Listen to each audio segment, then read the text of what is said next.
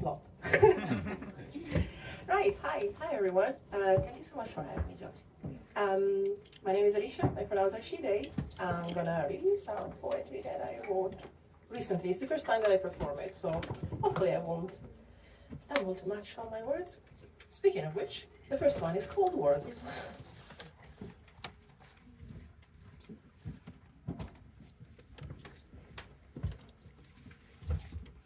These words, they swirl in my head.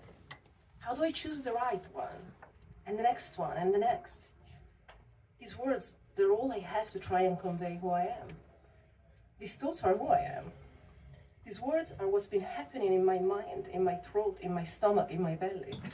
When I pick the wrong one, when I think the wrong one, my head jerks to the side as if to physically shake the offense.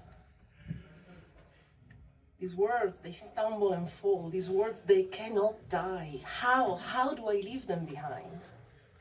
If it feels like pain and it uses flourishes to describe it, is it love?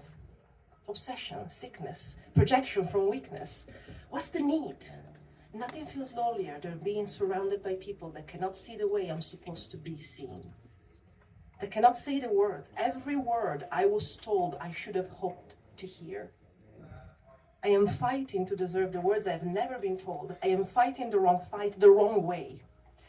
I found others who used words vague enough, deep enough for the reflection of my ego to fit the shape of their words enough. My ego is in the stomach of a 16-year-old, the beatings from all sides, the insufficiency the world treated her with, her destiny to be disgustingly tolerated. When the words were supposed to make her grow and flourish, she only got the ones that made her horrid. All she wanted was to be of value enough to be cared for. All she got was the side looks, because something was wrong, looked wrong. No one was there to say what it was, where the wrong came from, but the wrong words kept piling up at her door over and over. Be told enough time, you're a disgusting monster, you're a freak, a mistake, the distaste with which boys run to meet my mind, one of a kind, and then run away from the body that hosted the brain that generated them, over and over again. She was wrong. She had to stop existing. She was told enough.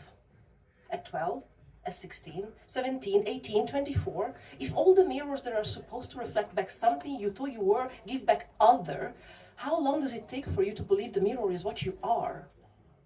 How can you blame when she punched the word enough to find a way someone somewhere to turn other to special? 16 uninterrupted years? 24? Do you think a decade can undo that? The words are me. The mirror is me.